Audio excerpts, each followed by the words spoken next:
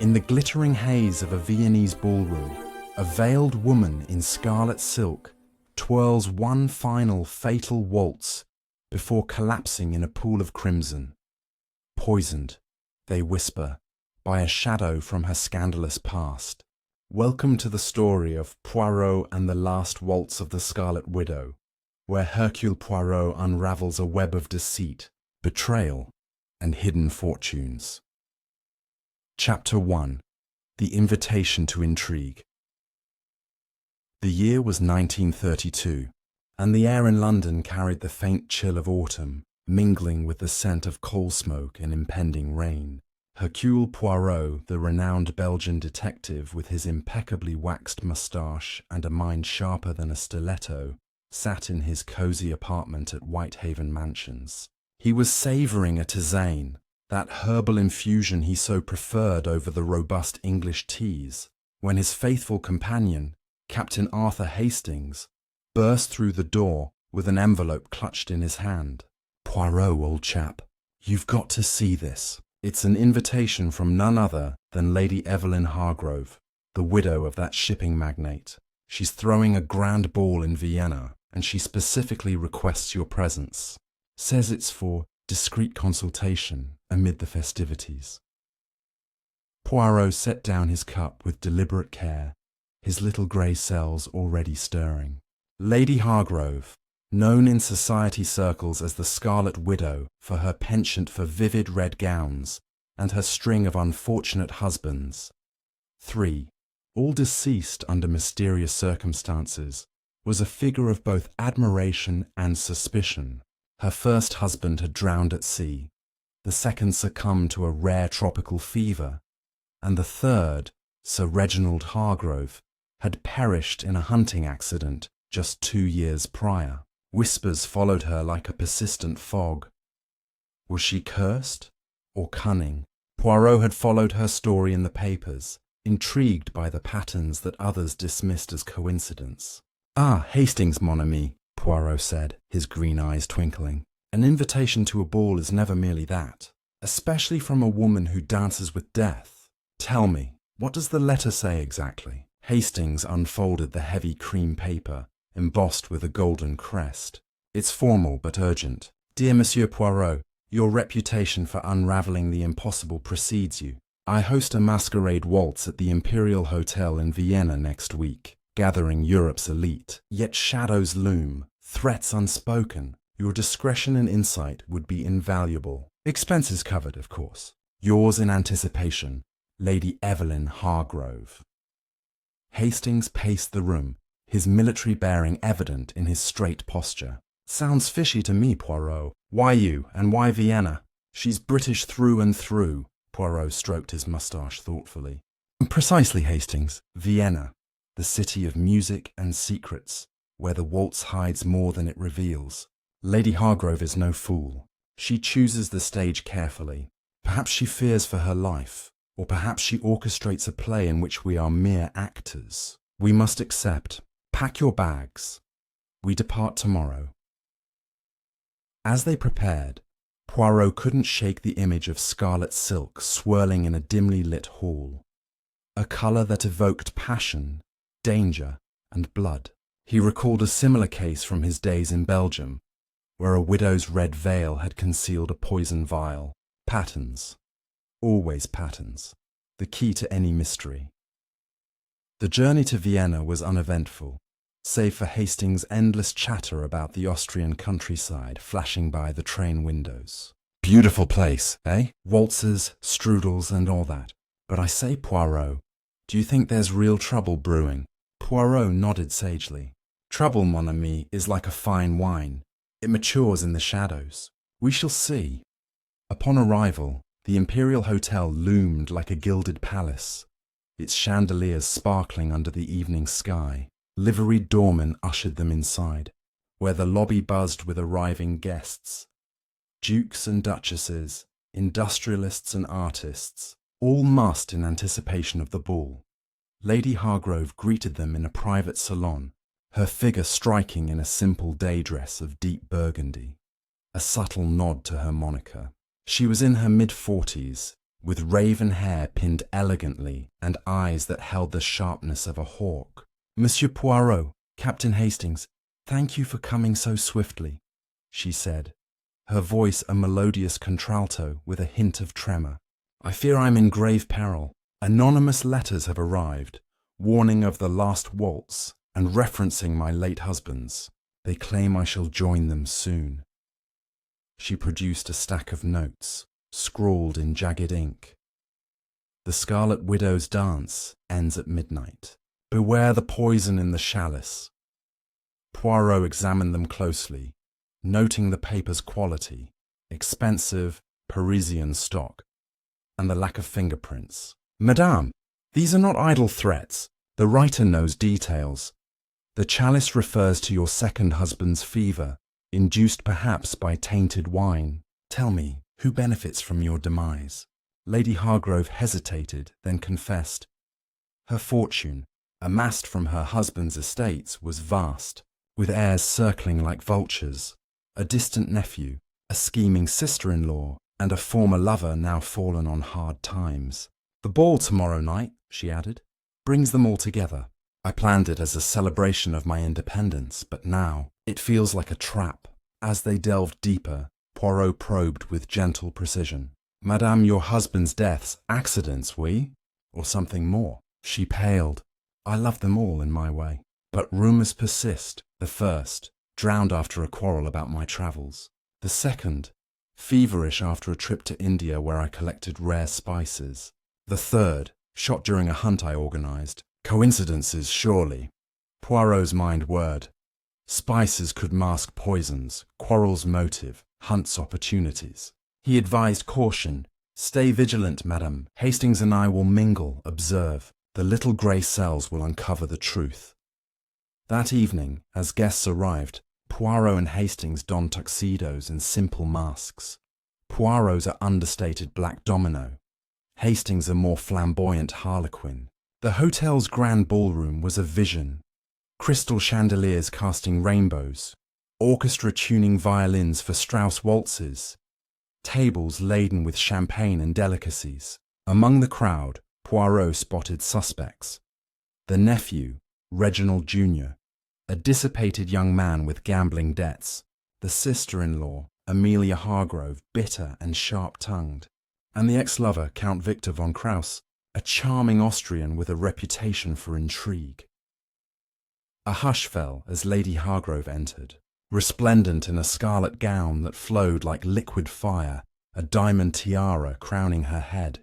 She took the floor for the opening waltz, partnering with the Count, their steps flawless amid swirling couples.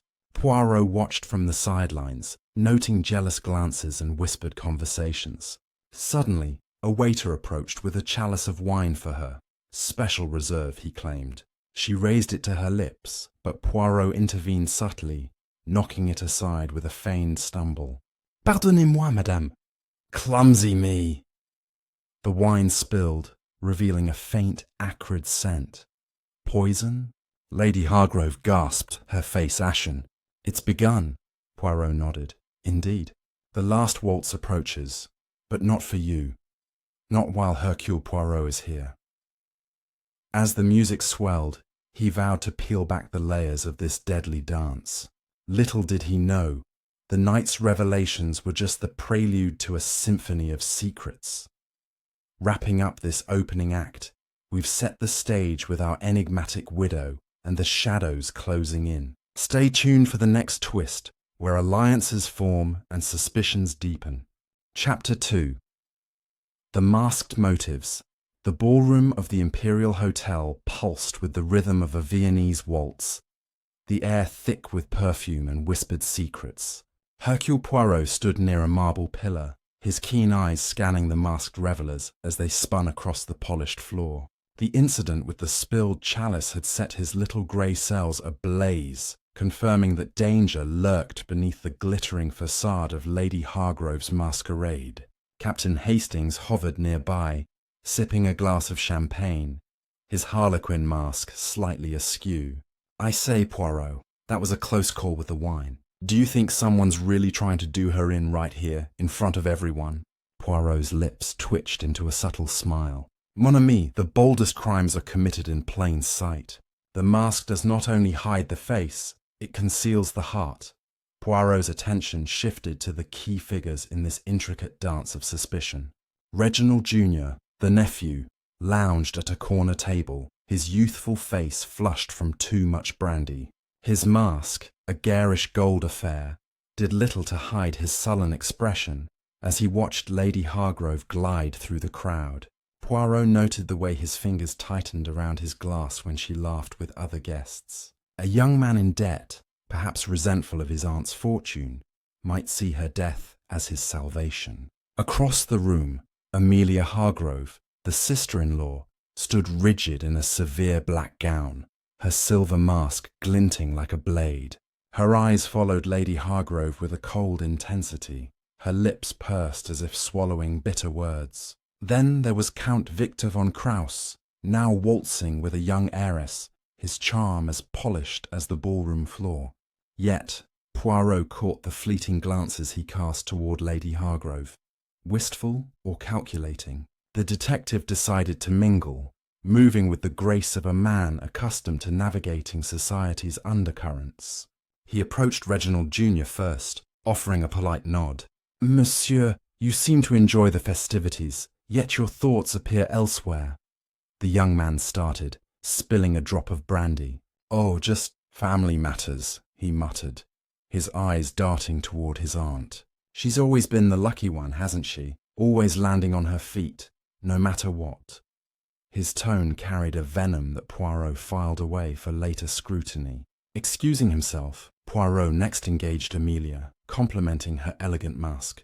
"A widow's fortune is a heavy burden," he remarked casually. Amelia's smile was thin. "Indeed, Monsieur Poirot, Evelyn carries it with such flair, but fortunes can vanish, can't they? Like her husband's." Her words hung in the air, sharp as a guillotine. Count Victor proved more elusive, his dance partners changing with each waltz. Poirot finally caught him during a pause in the music, as the Count sipped a cocktail at the bar. "A splendid evening, Count," Poirot began, his tone disarming.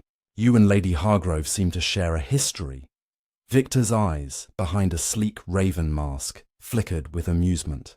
"A fleeting romance long ago. She was fire. I was foolish. But who can resist her now with all that wealth?" His laugh was light, but Poirot detected a note of longing, or was it greed? The detective's mind whirred, piecing together motives like a mosaic. Each suspect had reason to resent Lady Hargrove, but who had the nerve to act? As the clock neared 11, the orchestra announced a special performance, a solo waltz by Lady Hargrove herself, a tradition from her days as a debutante. The crowd parted and she took the floor alone, her scarlet gown flowing like a flame. The music began, slow and haunting, and she moved with a grace that captivated every eye. Poirot watched closely, noting the way the crowd's admiration masked darker sentiments. Suddenly, a waiter approached with a silver tray bearing a single red rose, a note tucked among its petals. "For the lady," he murmured, handing it to her as she paused mid-step. She unfolded the note, her face paling as she read it. Poirot, quick as a cat, was at her side in an instant, plucking the paper from her trembling fingers. The note, written in the same jagged script as the earlier threats, read, "The Scarlet Waltz ends tonight. The widow falls before the clock strikes 12. Poirot's eyes narrowed. "Madam, you must retire to your suite at once. Hastings, stay with her." But Lady Hargrove shook her head, her jaw set. "I will not cower, Monsieur Poirot. This is my night, my stage. Let them try." Her defiance was admirable, but Poirot sensed the noose tightening. He scanned the room, noting the waiter had vanished into the crowd. A deliberate distraction, perhaps. Hastings escorted Lady Hargrove to a private alcove, where she sipped water to steady her nerves. Poirot, meanwhile, circulated among the guests, his senses attuned to every detail. A gloved hand lingering near a decanter, a whispered exchange behind a fan, a mask slipping to reveal a nervous glance. He approached the orchestra conductor, a wiry man with a nervous tic, and inquired about the staff. "The waiters? Hired for the night, monsieur. I don't know them personally. The hotel arranged everything. Poirot's suspicions deepened. A hired hand could be anyone's pawn. As the waltz resumed, Poirot's gaze fell on a figure near the balcony doors. A woman in a dark cloak, her face obscured by a velvet mask. She moved with purpose, slipping outside into the night. Intrigued, Poirot followed, his steps silent on the plush carpet. The balcony overlooked Vienna's twinkling skyline, but the woman was focused on a small vial in her hand, its contents glinting in the moonlight. Before Poirot could act, she turned, startled, and the vial fell, shattering on the stone floor. The acrid scent of poison rose unmistakable. "Who are you?" Poirot demanded. But she fled, her cloak vanishing into the shadows of the garden below. Returning to the ballroom, Poirot's mind raced. The vial confirmed the threat was real, but the cloaked woman was a new piece in the puzzle. Was she an accomplice, or another player in this deadly game? He rejoined Hastings and Lady Hargrove, who was now surrounded by admirers, her composure restored, but her eyes wary. "The danger grows, madam," Poirot whispered. "But fear not. Hercule Poirot sees what others miss."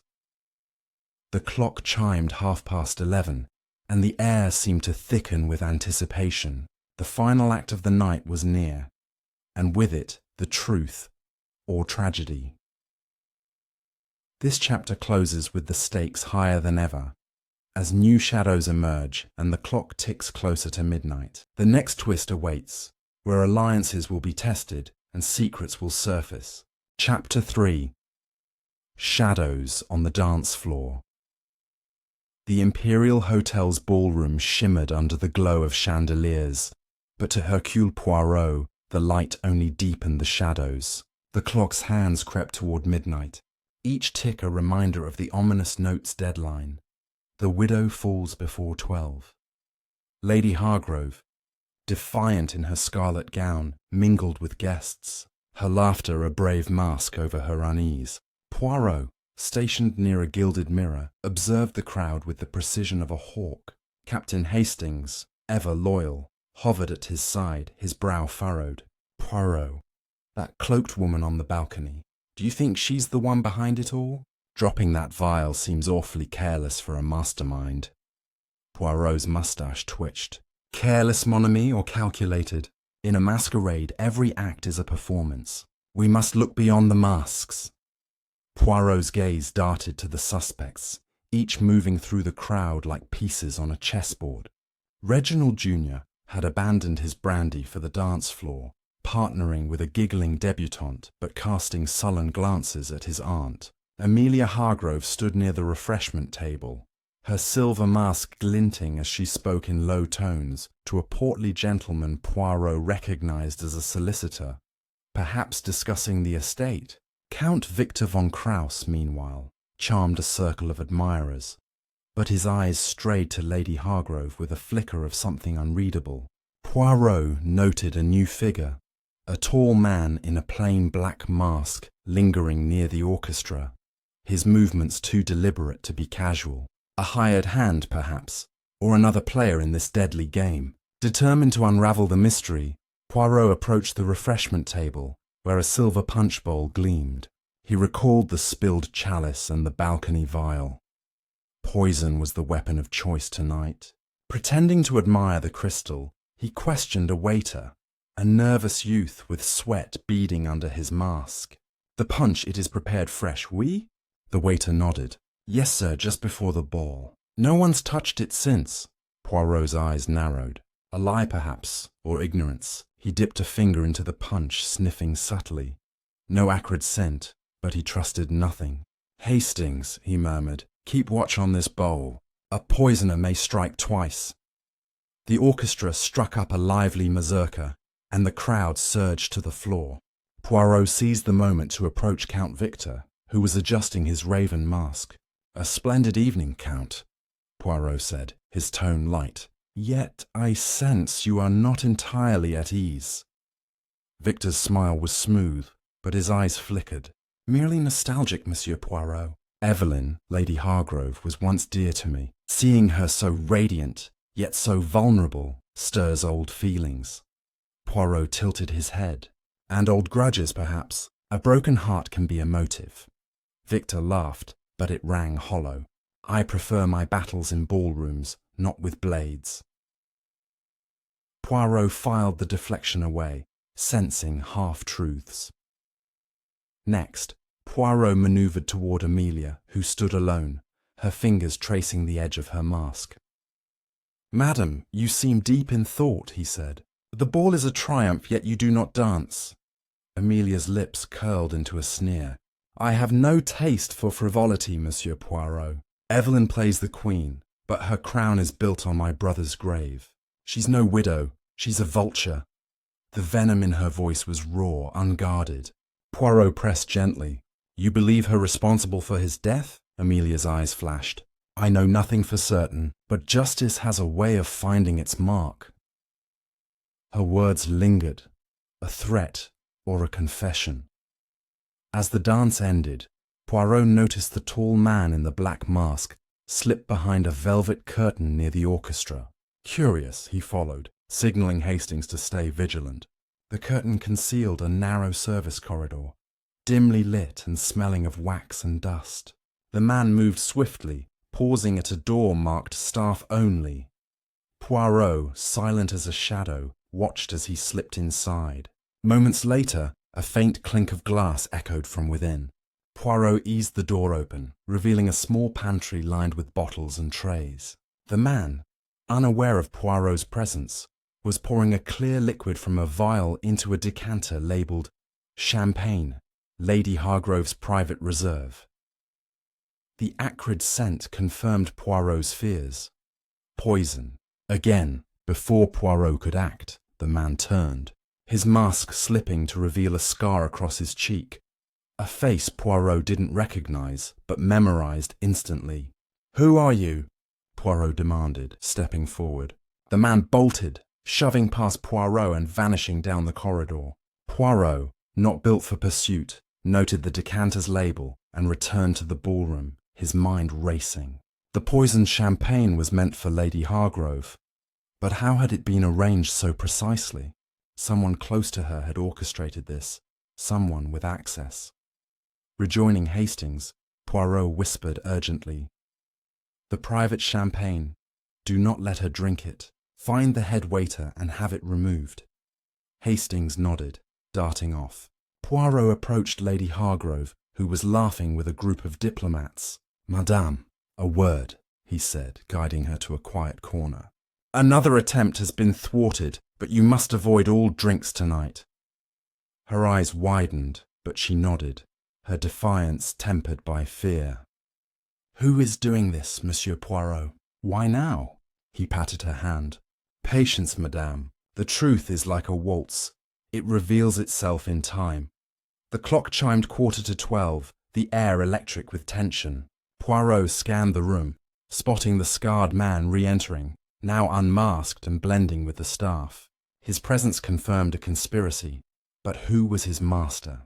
Reginald's greed, Amelia's hatred, Victor's charm, each could be the key, yet the cloaked woman and this scarred stranger added new layers. Poirot's little grey cells hummed, piecing together the rhythm of the plot. The final waltz was moments away, and with it, the chance to unmask the killer. This chapter ends with the net tightening, as Poirot thwarts another attempt and uncovers a new player. The next turn of the dance will bring the truth closer, or lead to disaster. Chapter 4. The Rhythm of Deception.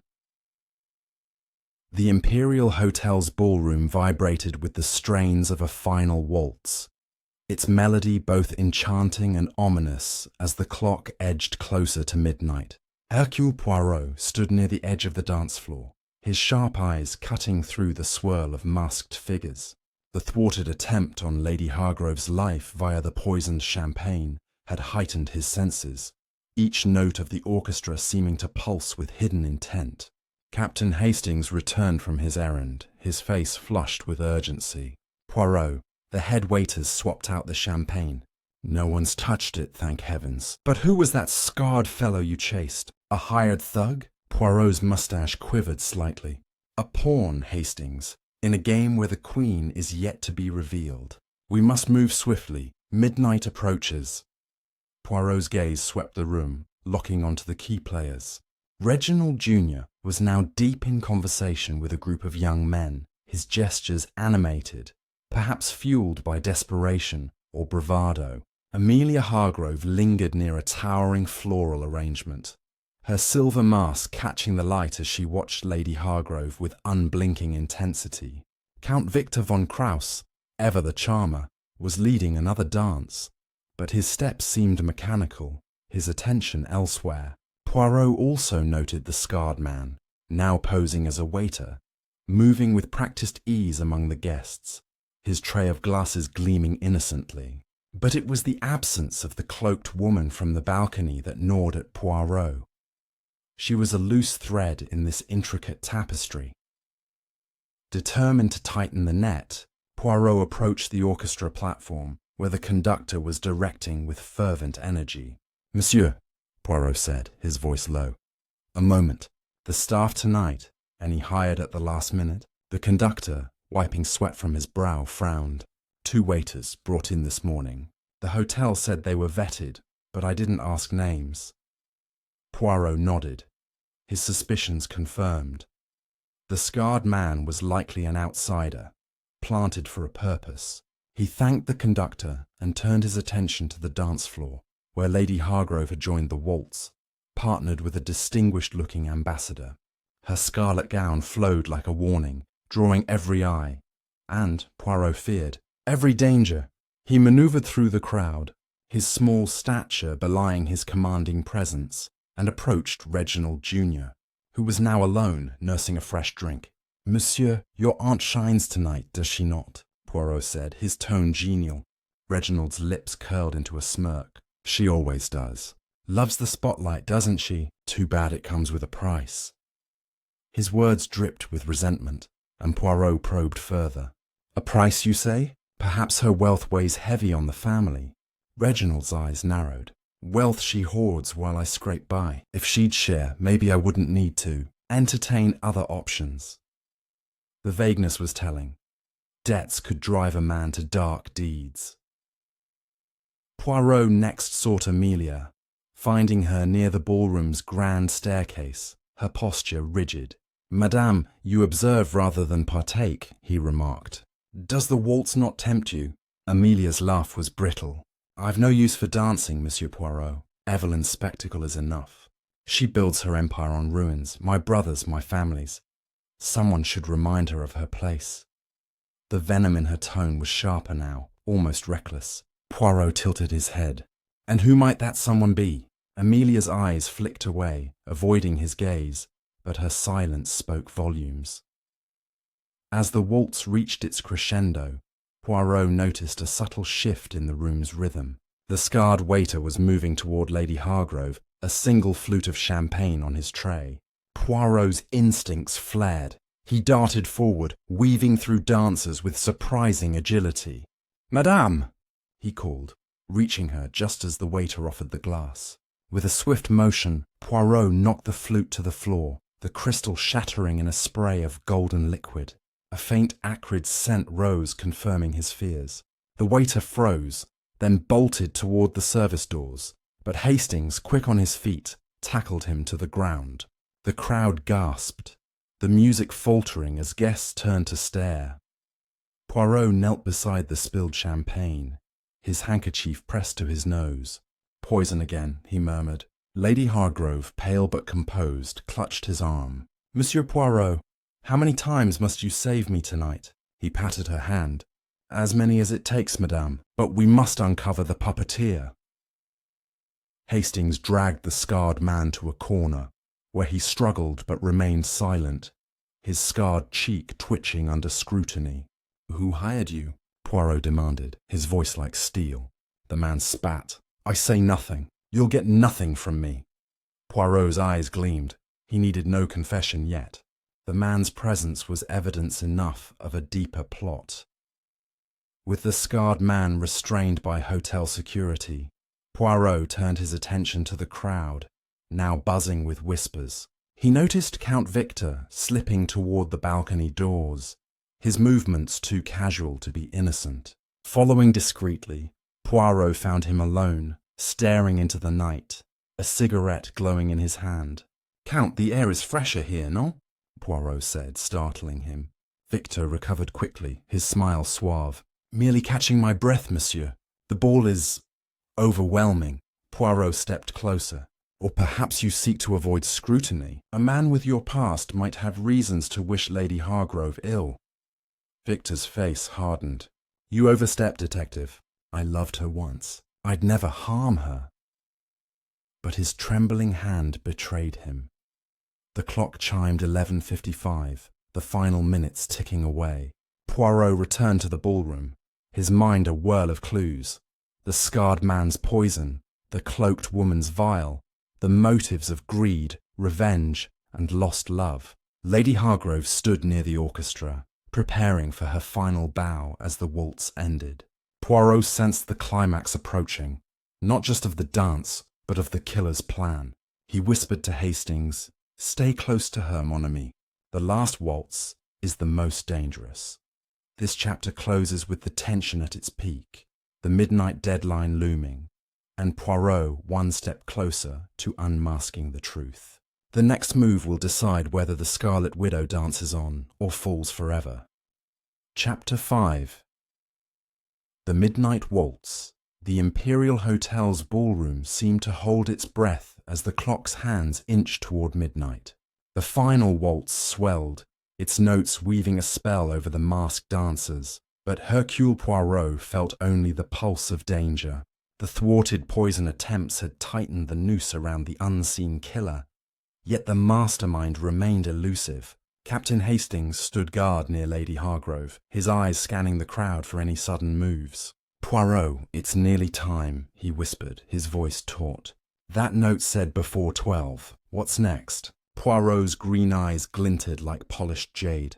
"The finale, mon ami. The killer will strike now, or not at all. We must be the eyes in the shadows."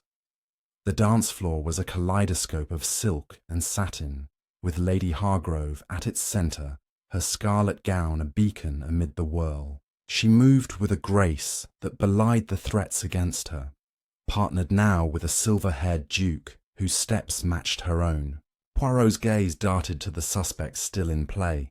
Reginald Jr. lingered near the bar, his gold mask askew, his fingers drumming nervously on his glass. Amelia Hargrove stood by a tall window, her silver mask reflecting the chandelier's light, her posture rigid as if braced for a storm.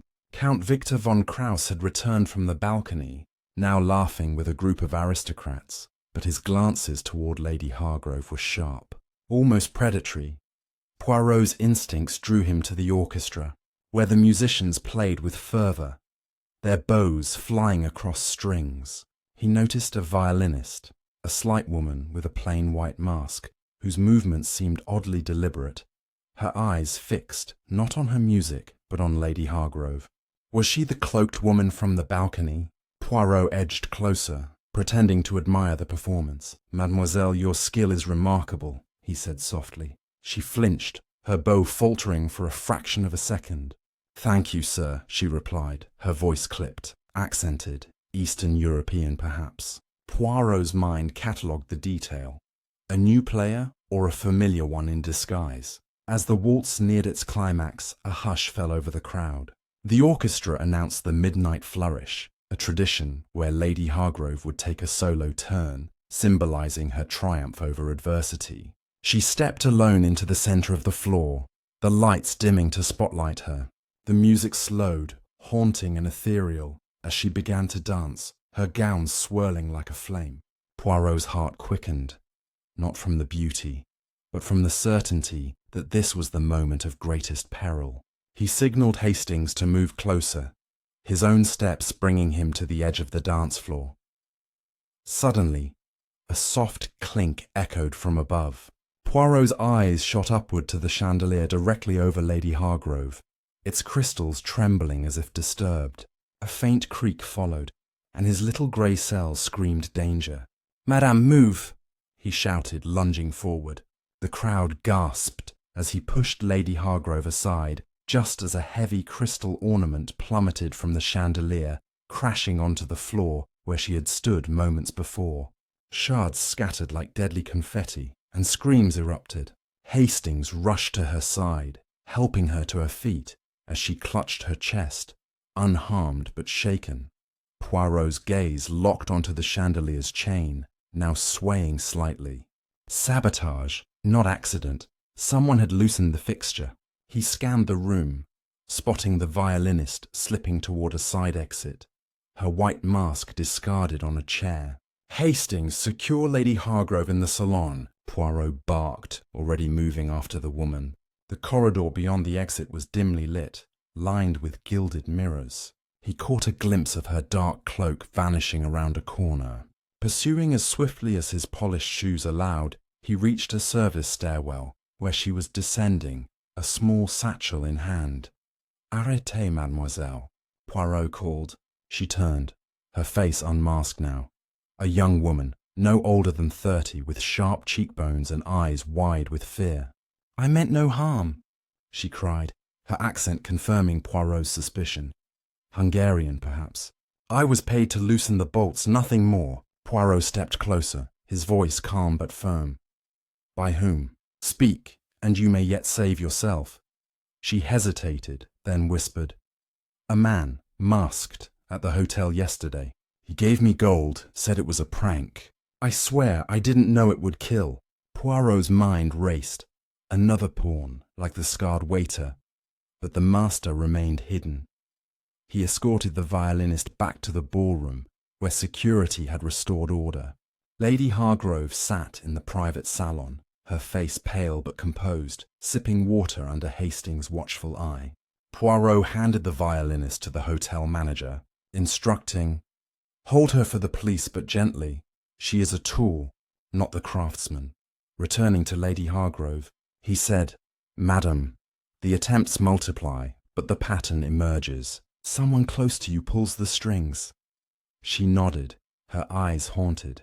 "I trusted them all, Reginald, Amelia, even Victor. But who hates me this much?" Poirot's attention shifted to the crowd outside the salon, where Reginald Jr., Amelia, and Victor had gathered, each feigning concern. Their masks were off now, revealing expressions that mingled shock with something else, guilt perhaps, or fear of exposure. The clock struck midnight, its chimes echoing like a knell. The deadline had passed, yet Lady Hargrove lived, thanks to Poirot's vigilance. But the detective knew the game was far from over. The chandelier's fall was a bold move, meant to look like an accident, suggesting a killer desperate to end this tonight. As the guests began to disperse, Poirot whispered to Hastings, "We must interrogate our suspects now. While their nerves are raw, the truth hides in their reactions." The night had turned, the waltz concluded, but the dance of deception was far from finished. This chapter ends with the midnight deadline passed, yet the danger far from over. The next move will peel back another layer of this deadly masquerade. Chapter 6. Unmasking the Past. The Imperial Hotel's ballroom, now quiet after the chaos of the chandelier's fall, felt like a stage after the curtains drop. Hercule Poirot stood in the private salon where Lady Hargrove sat, her scarlet gown slightly crumpled, but her resolve unbroken. Captain Hastings paced nearby, his face etched with worry. "Poirot, that was too close. A chandelier of all things. Who's behind this madness?" Poirot's eyes gleamed with purpose. "Mon ami, the hand that loosened the bolts is but a shadow of the mind that planned it. We must now confront the heart of this mystery, before the next act begins." Poirot requested a private room for questioning, and the hotel manager, eager to quell the scandal, provided a small, opulent study lined with mahogany and velvet drapes. Lady Hargrove remained under guard in the salon, while Poirot and Hastings prepared to interrogate the suspects, Reginald Jr., Amelia Hargrove, and Count Victor von Krauss. The violinist's confession had confirmed a hired hand, but the true mastermind was among those closest to Lady Hargrove. Poirot's little grey cells churned, piecing together motives and opportunities. "Hastings, observe their eyes," he instructed. "Truth hides in the flicker of a glance." First came Reginald Jr., slouching into the study, his gold mask discarded, but his arrogance intact. Poirot began gently. "Monsieur, your aunt's survival tonight must be a relief."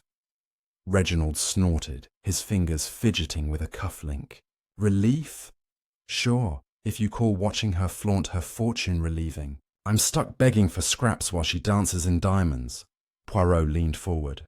"And if she were gone, your debts would vanish." "Oui." Reginald's face reddened.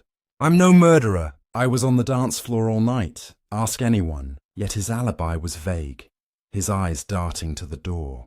Poirot noted the sweat on his brow, a sign of guilt, or merely fear. Next was Amelia Hargrove, her black gown stark against the room's warm tones. She sat rigidly, her silver mask clutched in her hands like a shield. "Madame," Poirot said, "your disdain for Lady Hargrove is no secret. You believe she wronged your family." Amelia's lips tightened. "She married my brother for his money, then watched him die. Now she parades her wealth while I scrape by on his memory. Justice isn't murder, Monsieur Poirot." Her words were cold, precise, but her hands trembled slightly, betraying emotion. Poirot pressed. "Did you seek justice tonight? Perhaps with a loosened chandelier?" Amelia's eyes flashed. "I was by the window, not the ceiling. I'd rather see her ruined than dead." Her denial was firm, but Poirot sensed a deeper truth lurking. Count Victor von Krauss entered last, his charm undimmed despite the late hour. He lounged in the chair, his raven mask dangling from one finger. "Monsieur Poirot, you suspect me. I'm flattered by the attention." Poirot's smile was thin. "A man of your charm, Count, knows how to hide intent. Your past with Lady Hargrove, did it end in love or resentment?" Victor's laugh was smooth. "Love, always love, but she chose wealth over me. I bear no grudge. She's earned her crown." Yet his fingers tightened on the mask, and Poirot caught a fleeting shadow in his gaze. "You were near the balcony earlier," Poirot noted. "A convenient place to signal a conspirator." Victor shrugged. "I needed air, nothing more." His nonchalance felt rehearsed. As the interrogations ended, Poirot and Hastings stepped outside to confer. "They're all hiding something," Hastings muttered. "Reginald's desperate, Amelia's vengeful, and Victor's too slick by half." Poirot nodded, his mind tracing connections. The violinist had mentioned a masked man offering gold, a detail none of the suspects had contradicted or confirmed. He recalled the scarred waiter, now in custody, and the cloaked woman, still at large. The pattern was emerging, but a key piece remained missing. "Hastings, we must examine Lady Hargrove's past more closely. Her husband's deaths. There is a thread that binds them." Poirot requested Lady Hargrove's presence in the study. She arrived, her composure fraying but her eyes sharp. "Madame," Poirot began, "your husbands. Tell me of their lives, not just their deaths." She hesitated, then spoke of her first husband, a shipbuilder who loved the sea but quarrelled over her independence. The second, a botanist obsessed with exotic plants who fell ill after a trip. And the third, a hunter whose rifle misfired. Poirot's ears pricked at the botanist. "Exotic plants, you say? Did he collect anything? Dangerous?" She frowned. "He kept a greenhouse of rare species, some toxic. I sold it after his death."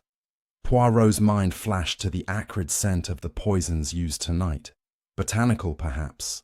A sudden commotion interrupted them. A maid burst in, breathless. "Sir, the violinist, she's escaped!" Slipped out a window while the guard wasn't looking.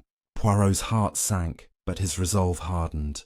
The violinist's flight confirmed her role as a pawn, but her employer was still among them. He turned to Lady Hargrove.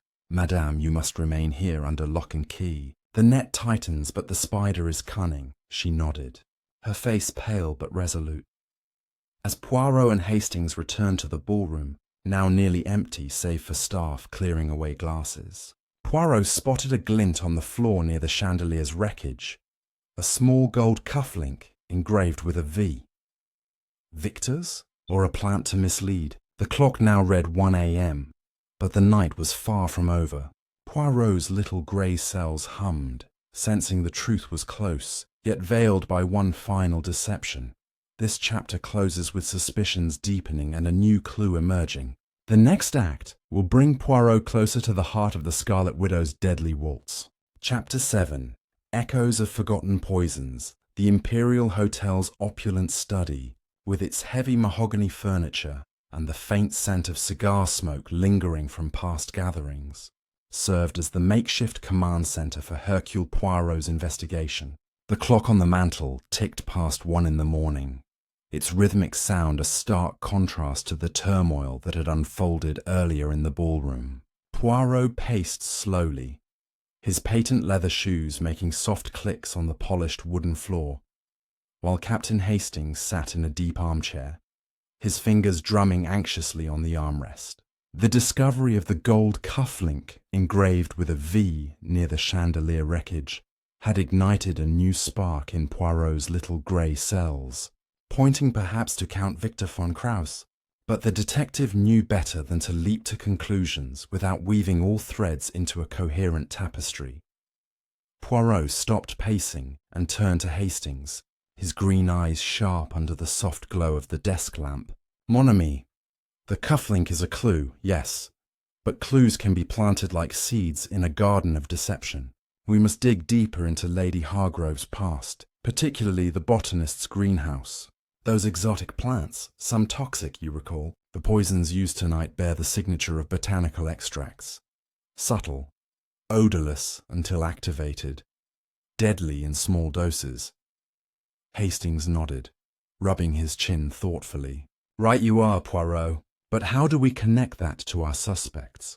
Reginald's a gambler, not a gardener. Amelia's a society matron. And Victor, well, he's Austrian nobility, but does he know his nightshade from his hemlock?"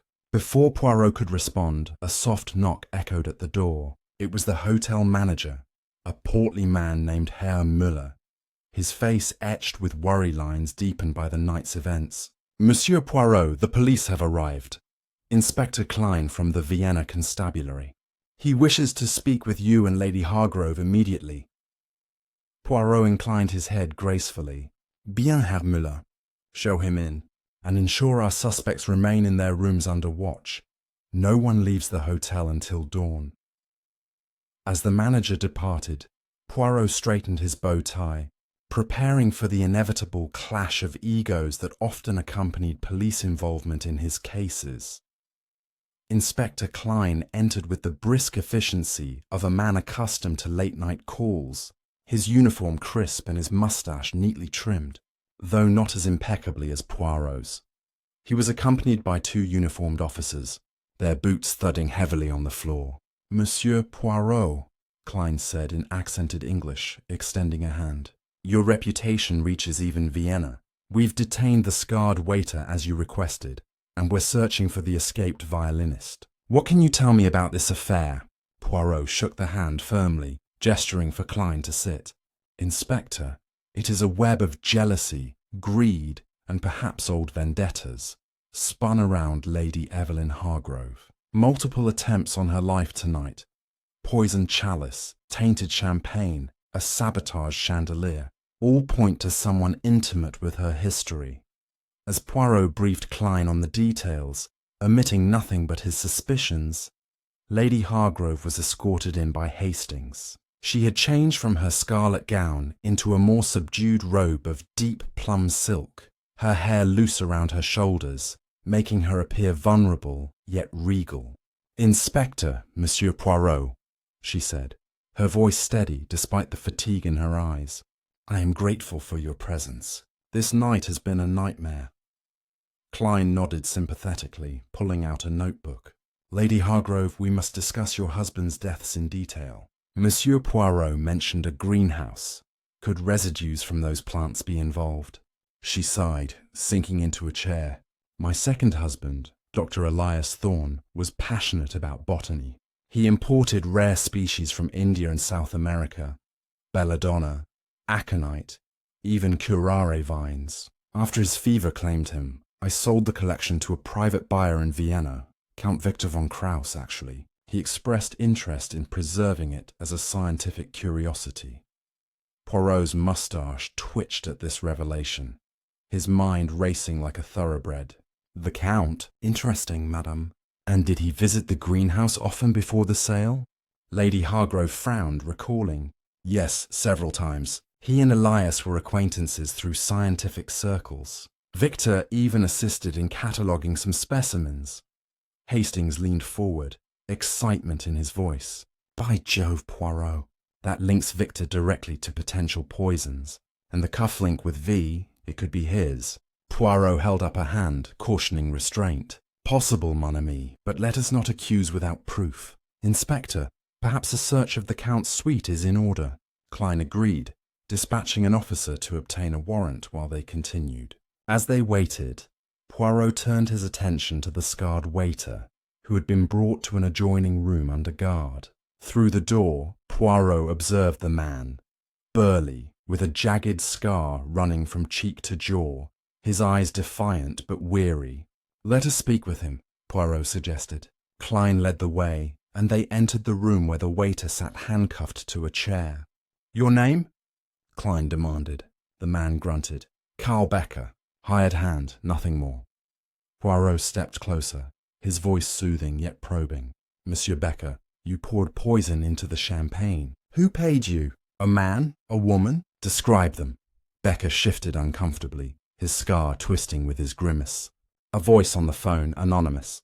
Left money in a locker at the train station. Instructions came via note. Poison the reserve decanter. Slip away. I needed the cash. Debts, you know. Poirot's eyes narrowed.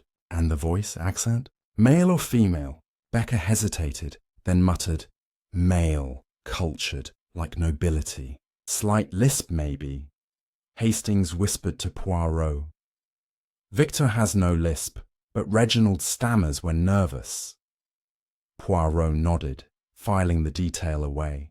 Klein pressed further, but Becker clammed up, demanding a lawyer. Returning to the study, they found the officer back with a warrant. The Count's suite is ready for search, he reported. Poirot, Hastings, Klein, and Lady Hargrove, insisting on accompanying them, made their way upstairs. The hotel corridors were hushed, the guests either asleep or whispering behind closed doors about the scandal. Count Victor's suite was lavish, with velvet curtains, antique furniture, and a balcony overlooking the city lights. As they entered, Victor rose from a writing desk, his shirt unbuttoned at the collar, a glass of brandy in hand. Gentlemen, lady, this is an intrusion, he protested, but Klein presented the warrant. Routine, Count. Please step aside. The search began methodically, drawers rifled, wardrobes opened, surfaces dusted for prints. Hastings examined the desk, finding letters and a journal, while Poirot focused on a small locked chest in the corner. The key, Count? Poirot asked. Victor reluctantly handed it over, his face paling. Inside the chest, vials of clear liquids labelled in Latin, Atropa belladonna, Aconitum napellus, poisons from the greenhouse. Explain this, Klein demanded. Victor stammered. Scientific interest. I study botany as a hobby. These are samples, diluted for research. Lady Hargrove gasped. You bought the collection to, what, use against me? Victor shook his head vehemently. Never. I admired Elias's work. This is a misunderstanding. Poirot examined a vial closely, sniffing carefully. This matches the acrid scent from tonight's attempts. But why keep them here, Count, if not for use? Victor slumped into a chair. I planned to dispose of the dangerous ones, but delayed. Someone must have known, perhaps stolen from me. Hastings found a cufflink matching the one from the ballroom, engraved V. But Victor claimed, I lost one earlier tonight. Anyone could have taken it. The evidence mounted, yet Poirot sensed a frame-up, too convenient, too obvious for a man of Victor's cunning. As they wrapped the search, a maid arrived breathless. Sirs, Miss Amelia Hargrove, she's collapsed in her room, clutching her throat, gasping. They rushed to Amelia's suite, finding her on the floor. a spilled teacup nearby. Poirot knelt, detecting the same acrid poison scent. Antidote, quickly! Atropine, if it's belladonna. Klein's officers summoned a doctor, who administered treatment just in time. Amelia, reviving, whispered hoarsely, "The tea," delivered anonymously. "I thought it was from the hotel." Poirot's mind whirled. An attack on a suspect. To silence her or divert suspicion? Reginald Jr. burst in, summoned by the commotion. "Aunt Amelia." What happened? His concern seemed genuine, but Poirot noted his rumpled clothes, as if he'd been out. "Where were you, monsieur?" Poirot asked sharply. Reginald faltered. "In my room, reading." A lie, perhaps. As the doctor stabilized Amelia, Poirot gathered everyone in the suite's sitting area. This poison strikes again, but now at a suspect. The killer adapts, eliminating threats to their plan. Lady Hargrove, shaken, said, "But who? Victor has the poisons, Reginald the motive, Amelia the hatred, but she nearly died." Poirot paced, connecting dots, the anonymous voice with a lisp. Amelia had none, but perhaps a disguise. The violinist's escape may be aided. The cufflink, planted to implicate Victor. Suddenly, a memory flashed. Lady Hargrove mentioning her first husband's quarrels over her travels. "Madame," Poirot said, "your travels. Where, and with whom?" She blushed slightly. "Alone, mostly, but once with a companion, a secretary long dismissed." Hastings perked up. "A secretary? Male or female?" "Female, Miss Clara Voss. She left after a dispute." The name sparked something. Poirot requested Klein check records. Minutes later, a telegram arrived. Clara Voss, Hungarian origin, former violinist in a Budapest orchestra, dismissed from Lady Hargrove's service for theft. "The violinist," Hastings exclaimed. "She matches the description." Poirot nodded triumphantly. "And the cloaked woman, perhaps one and the same. A grudge from the past, using the suspects as pawns." But the night wasn't over. As they prepared to search for Voss, a scream echoed from downstairs. Rushing to the lobby, they found Herr Müller slumped over his desk, a poisoned pen in hand. "Curare" from a dart-like prick, a note nearby. "The widow's secrets die with her allies." Poirot's face hardened. "The killer escalates. We must protect all and unmask this phantom before dawn." This chapter closes with revelations piling up and the danger spreading like poison through veins. The next confrontation will force the truth into the light, or plunge all into eternal shadow. Chapter 8. The Phantom's Reckoning. The lobby of the Imperial Hotel, usually a bastion of elegance and quiet luxury, had transformed into a scene of grim urgency under the harsh glow of overhead lamps turned on in the dead of night. Hercule Poirot arrived at a brisk pace, his polished shoes echoing sharply on the marble floor, with Captain Hastings close behind, his military stride matching the detective's determination. Inspector Klein and his officers were already there, cordoning off the area around Herr Müller's desk, where the hotel manager lay slumped forward, his face contorted in a final grimace of agony. A small dart protruded from his neck, its tip glistening with a residue that Poirot immediately recognized as curare, a paralyzing poison derived from South American vines, swift and merciless. The note clutched in Müller's stiffening fingers read in jagged script. "The widow's secrets die with her allies." Lady Hargrove, escorted by a vigilant officer, stood at the periphery, her plum robe wrapped tightly around her as if to ward off the chill of death that now permeated the air. Poirot knelt beside the body, his gloved hands carefully examining the dart without disturbing it. "Curare, Inspector," he confirmed, his voice low and steady. "Applied via this projectile, likely from a blowgun or similar device. The killer struck from afar, perhaps from the shadows of the staircase or a balcony above." Hastings scanned the lobby's upper levels, his eyes narrowing at the dimly lit galleries that overlooked the desk. "Clever devil," he muttered. "No one saw a thing?" Klein shook his head. consulting a notebook filled with hasty scribbles from preliminary witness statements. The night porter heard a faint whistle, like a bird call, then Müller gasped and fell. No one else in sight. The guests are all in their rooms, and staff were in the kitchens. Poirot's moustache quivered as he rose, his little grey cells assembling the puzzle's fragments with relentless precision. This murder was not just an escalation, it was a message, targeting those who aided Lady Hargrove's protection. Turning to Lady Hargrove, Poirot's expression softened slightly. "Madame, this note, it speaks of your secrets. What hidden truths might provoke such vengeance?" She hesitated, her eyes darting to the gathered group before she spoke in a hushed tone. "My past, it's not without shadows. Before my first marriage, I was involved in a scandal. A youthful indiscretion with a married man, hushed up with payments. Clara Voss, my former secretary, knew of it. She handled the correspondence. If she's behind this, she could be using it to destroy me." Hastings whistled softly. Blackmail turned to murder. But why now after all these years? Poirot nodded thoughtfully. "Timing, mon ami, is key. The ball, gathering all her enemies, perfect for chaos. We must find Voss before she strikes again." Inspector Klein dispatched teams to search the hotel grounds and nearby streets, while Poirot requested access to Müller's office records. The manager knew something, perhaps, he explained. In the small back office, cluttered with ledgers and guest registries, they pored over documents.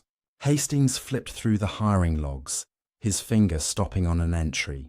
"Look here, Poirot. Clara Voss listed as a temporary musician for the orchestra. Hired just 2 days ago under an alias, Clara Varga. Hungarian. Matches the violinist's description." Poirot's eyes lit up. "Excellent, Hastings. She infiltrated the ball, loosening the chandelier, dropping the vial on the balcony to mislead us. But the escape?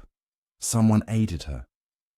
Klein added, "The guard reported a distraction, a phone call pulling him away momentarily, traced to an internal line from Amelia Hargrove's room." This revelation sent a ripple through the group. Amelia, recovering in her suite under medical watch, was now implicated further. They hurried back upstairs, where Amelia lay propped on pillows, her colour returning, but her expression guarded. "Madame Hargrove," Poirot began without preamble, "a call from your room distracted the guard. Allowing Voss to flee, explain." Amelia's eyes widened in feigned surprise, but Poirot detected the flicker of calculation. "I made no call. Perhaps someone entered my room while I was indisposed from the poison." Hastings crossed his arms skeptically. "Convenient. And the tea that poisoned you, who delivered it?" she faltered. "A waiter, anonymous. But I suspect Reginald. He's always skulking about, desperate for money." The web grew denser.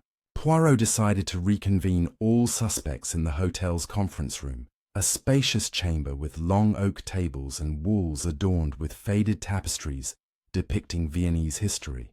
Reginald Jr., dishevelled and yawning, was roused from his bed. Count Victor, still in his evening attire, arrived with a brandy glass in hand. Amelia was wheeled in by a nurse, and Lady Hargrove sat at the head, her presence commanding despite the ordeal. Inspector Klein's officers guarded the doors, ensuring no escapes. Poirot stood at the centre, his small frame radiating authority. "Mesdames et messieurs," he announced, "the hour grows late, but the truth cannot wait. Tonight's events are not random acts of malice, but an orchestrated symphony of revenge, with Clara Voss as the conductor, but perhaps not alone." He began pacing, recounting the night's attempts: the poisoned chalice, the tainted champagne, the sabotaged chandelier, Amelia's tea, and now Müller's dart. Each method draws from the greenhouse poisons, belladonna in the drinks, curare in the dart. "Victor, you possess the vials, yet claim innocence." Victor protested. "Stolen, I tell you." "My suite was unlocked during the ball," Poirot nodded. "Possible. Reginald, your debts make you desperate. Did you hire Voss?" The young man spluttered. "No, I approached her once for money, but she laughed me off." Amelia interjected weakly. "He's lying. I saw him whispering with a woman in a cloak earlier. Reginald shot back. You would say that.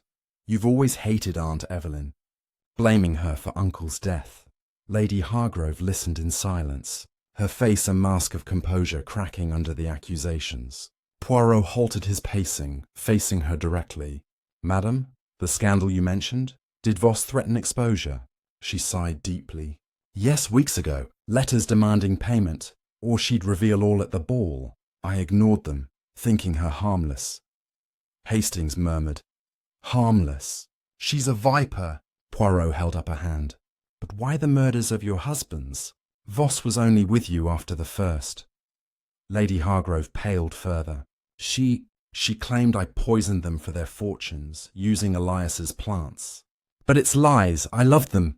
A breakthrough came when Klein's officer returned from searching Voss's listed address, a nearby boarding house. Found this, sir, he said, handing over a diary. Poirot scanned its pages, filled with obsessive entries. Voss's infatuation with Lady Hargrove's first husband, her rage at being dismissed after discovering the affair, vows to ruin her former employer. Ah, the motive crystallizes, Poirot declared. Voss loved your first husband, blamed you for his death, and sought to frame you as a serial poisoner, using the very methods she accused you of. The ball was her stage to expose and eliminate you, recruiting pawns like Becker and perhaps others. But the diary also mentioned an accomplice. A.H. promises aid from within. Amelia Hargrove, she gasped. Not me! It must be a mistake. Yet Poirot's gaze sharpened. Your hatred, madam, aligns. Did you conspire? Amelia broke down, tears streaming. I contacted Voss anonymously, fed her information about the greenhouse, the ball plans. I wanted Evelyn humiliated, not dead. The poison in my tea. She must have turned on me, silencing loose ends. Reginald admitted. I met her too. For a loan, she used me to plant the cufflink, framing Victor. Victor, relieved, added, she stole from my chest during a visit I hosted for botanists. The pieces fit, Voss as the phantom, manipulating the suspect's grudges to create chaos. Her ultimate goal, Lady Hargrove's downfall. But where was she now? A sudden crash from the hallway drew their attention. Officers rushed out, returning with a struggling figure. The cloaked woman, unmasked as Clara Voss, apprehended while trying to flee through a service exit. Her eyes blazed with fanaticism as she spat at Lady Hargrove. You took everything from me. Love, position, future. Now you'll pay. Poirot stepped forward, his voice calm. Mademoiselle Voss, your waltz of vengeance ends here. The police will ensure justice.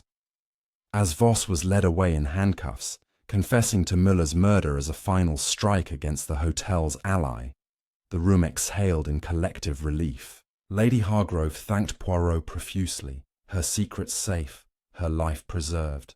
The suspects, chastened, dispersed under Klein's watchful eye, facing charges for their complicity. Poirot and Hastings retired to their suite as dawn broke over Vienna, the city awakening to a new day, free of shadows.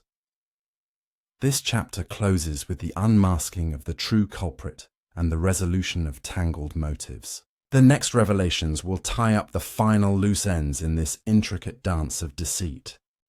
Chapter 9. The Final Bow.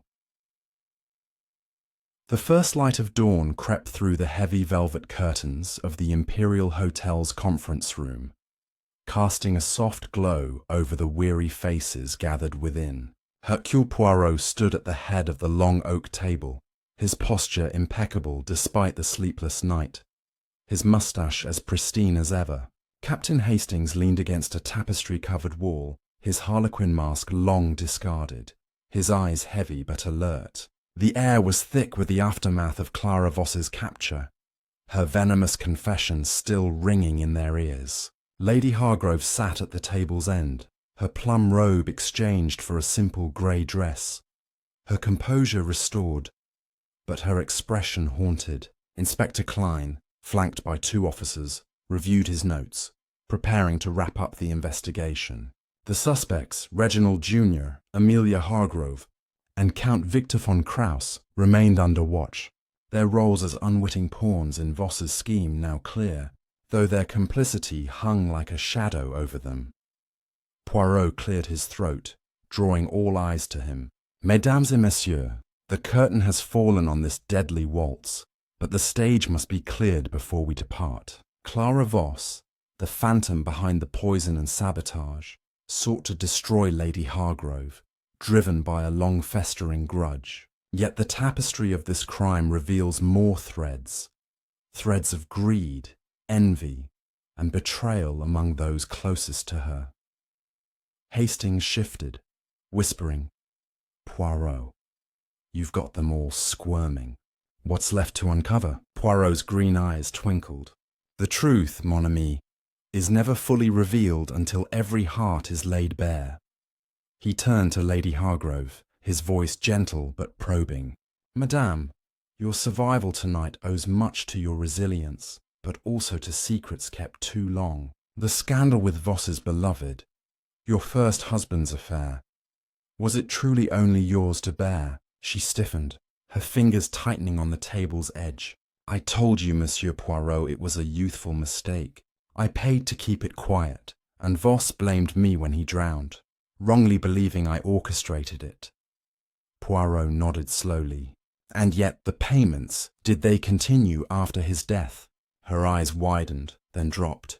"Yes. To protect my reputation, I sent funds to a lawyer in Budapest, where Voss was last employed. I thought it would appease her." Inspector Klein looked up from his notebook. "That explains the money trail we found in Voss's boarding house. Regular deposits from a London account, funneled through a Hungarian intermediary. She used it to fund her revenge, hiring men like Becker."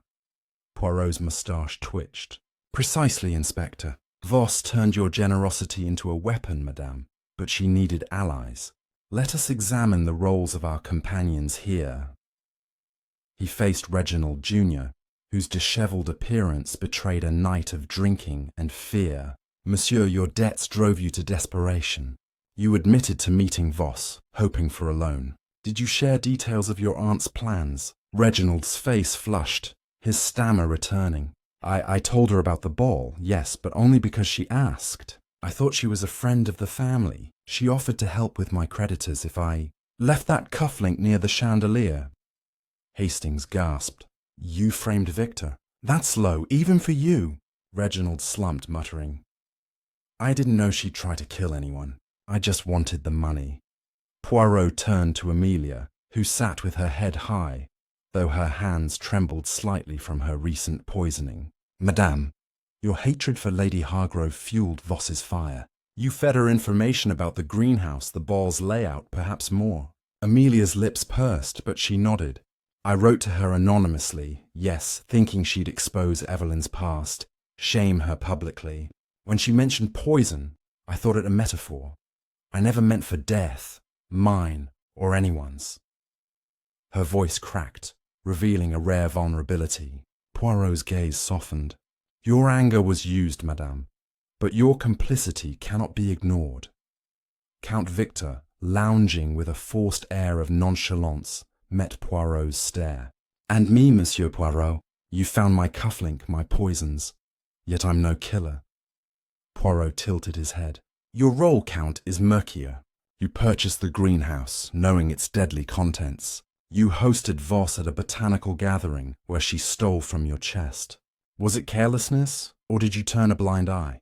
Victor's charm faltered, his eyes flickering. "I underestimated her. She flattered my interest in botany, asked about the plants. I didn't suspect her motives until tonight." Poirot nodded, unconvinced but lacking proof of more. Klein interjected, "We've searched Voss's room thoroughly. Let us confirm she orchestrated everything. Hired Becker, bribed the violinist role, even planted the anonymous call from Amelia's room by sneaking in during the chaos. She's confessed to Muller's murder, claiming he grew suspicious of her alias." Poirot added, "And the dart, curare, from your collection. Count, Voss had access, but you must answer for negligence." Victor bowed his head, silent. Lady Hargrove spoke up, her voice steady. Monsieur Poirot, you've saved me, but at what cost? My family, my past, they're torn open for all to see. Poirot approached her, his tone kind but firm. Madame, the truth is a bitter medicine, but it heals. Your husband's deaths, while tragic, show no clear evidence of your guilt. Only Voss's accusations, fueled by her obsession. You must live openly now, without fear. She nodded, tears brimming but unshed. Klein stood, addressing the room. Voss faces charges of murder, attempted murder and conspiracy. Reginald, Amelia, you'll answer for aiding her, however unwittingly. Count, we'll investigate your role further, but negligence isn't murder. He turned to Poirot. Your insight was invaluable, monsieur. Vienna owes you. Poirot waved a hand modestly. The little grey cells, Inspector. They demand only justice. As the suspects were led away for further questioning, Poirot and Hastings stepped onto the hotel's terrace, where the dawn painted Vienna's spires in hues of gold and rose. Hastings sighed. What a night, Poirot. Voss played them all like a fiddle or a violin, I suppose. Think it's truly over. Poirot gazed at the city, his expression serene. For now, mon ami, but human nature, like the waltz, always finds another turn.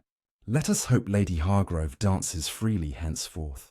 The case neared its close, but Poirot's mind lingered on the intricacies of motive and betrayal, ready for the final act to seal the truth. This chapter closes with the suspects' roles clarified and justice looming, yet one final revelation awaits to complete the Scarlet Widow's tale. Chapter 10. The curtain falls. The dawn had fully broken over Vienna, bathing the Imperial Hotel's terrace in a warm golden light that contrasted starkly with the dark drama of the previous night. Hercule Poirot stood with his hands clasped behind his back, his impeccable suit unruffled despite the long hours, his moustache a perfect crescent framing his contemplative expression. Captain Hastings leaned against the terrace railing, the morning breeze ruffling his hair as he gazed at the city's spires piercing the horizon. The conference room behind them was now empty. The suspects, Reginald Jr., Amelia Hargrove, and Count Victor von Krauss, having been taken to the Vienna police station for formal statements. Lady Hargrove sat alone in the hotel's private salon, her grey dress a sombre reflection of the ordeal's toll. Inspector Klein had just concluded his final briefing, but Poirot's little grey cells were still at work, tying the final knots in the intricate web of the Scarlet Widow's deadly waltz. Poirot, Hastings said, turning to him. We've got Voss, the mastermind, and the others as her pawns, but something still nags at me. How did it all come together so perfectly? Poirot's eyes gleamed. Mon ami, perfection in crime is an illusion. Let us return to the salon for the final act. They re-entered the hotel, their footsteps echoing in the now quiet corridors, the grandeur of the Imperial subdued by the morning's calm. Lady Hargrove rose as they entered the salon, her face a mixture of relief and lingering dread. Monsieur Poirot, Captain Hastings, she said, her voice soft but resolute. I owe you my life, but I sense you have more to say. Poirot inclined his head, gesturing for her to sit as he took a position near a tall window, the light casting his shadow long across the room. Madame, the case of the Scarlet Widow is nearly closed, but the truth requires one final revelation, a complete unveiling of motives, actions, and secrets that brought us to this moment. Allow Hercule Poirot to reconstruct the waltz that nearly claimed you. He began pacing slowly, his voice clear and measured, addressing not only Lady Hargrove but also Hastings and the unseen audience of his own reasoning. The night began with an invitation, a masquerade ball designed to celebrate your independence, madame, but also to draw your enemies into one place. Clara Voss, your former secretary, was the orchestrator, driven by a vendetta rooted in her love for your first husband, Captain Harold Marwood. She believed you responsible for his drowning, an accident, or so you claim. after a quarrel over your affair with a married man. Voss's diary revealed her obsession, her conviction that you poisoned all 3 husbands for their wealth. Using the botanical knowledge of your second husband, Dr. Elias Thorne, Hastings interjected. But Poirot, the police found no evidence of murder in those deaths. Just bad luck. Poirot raised a finger. Précisément, mon ami. Bad luck, or the appearance of it. Voss fabricated a narrative, fueled by her dismissal for theft and your payments to silence the scandal. She used those funds, funneled through Budapest, to plan her revenge. The ball was her stage, the poisoned chalice, the tainted champagne, the sabotaged chandelier, the dart that killed Herr Müller, all designed to frame you as a victim of your own supposed crimes, or to end you outright. Poirot turned to Lady Hargrove, his gaze piercing. But Voss did not act alone. She exploited the weaknesses of those around you. Reginald Jr. drowning in gambling debts was an easy mark. He admitted to sharing details of the ball and planting Victor's cufflink to frame him, hoping Voss's promised money would clear his slate. Amelia Hargrove, consumed by resentment over her brother's death, fed Voss information about the greenhouse and the ball's logistics, believing it would only lead to public humiliation. Count Victor von Kraus, your former lover, was less complicit but negligent. His purchase of Thorne's toxic plants gave Voss access to belladonna and curare, stolen during a botanical gathering at his suite. Each played a role, manipulated by Voss's cunning. Lady Hargrove's hands clenched in her lap. But why Müller? He was no enemy. Poirot nodded gravely. Herr Müller grew suspicious of Voss's alias Clara Varga when checking staff records. She silenced him with a curare dart, a desperate act to protect her plan. The note, "The widow's secrets die with her allies," was meant to terrify you into isolation, madame, making you easier prey. Hastings frowned. And the tea that poisoned Amelia? Why turn on her own accomplice? Poirot's moustache twitched. A masterstroke of misdirection. Voss poisoned Amelia lightly, enough to incapacitate but not kill, to cast suspicion on her and muddy the waters. The call from Amelia's room, distracting the guard, was Voss's doing. She slipped in during the chandelier chaos. Poirot paused, letting the weight of his words settle. But there is one final thread, madame. Your husband's deaths, while unproven as murders, share a pattern Voss exploited. Captain Marwood drowned after a quarrel you dismissed as personal. But Voss's diary suggests he suspected your affair and threatened to expose it. Dr. Thorne died of a fever, possibly from handling his own toxic plants, but you sold the greenhouse to Victor, distancing yourself. Sir Reginald's hunting accident, organized by you, left no trace of foul play, yet whispers persisted. Voss believed these were no accidents, and her accusations, though unproven, gave her the fire to act. Lady Hargrove's eyes glistened, but she held Poirot's gaze. I swear, Monsieur Poirot, I never harmed them. I loved them in my way. The payments to Voss were to protect my name, not to admit guilt. Poirot nodded slowly.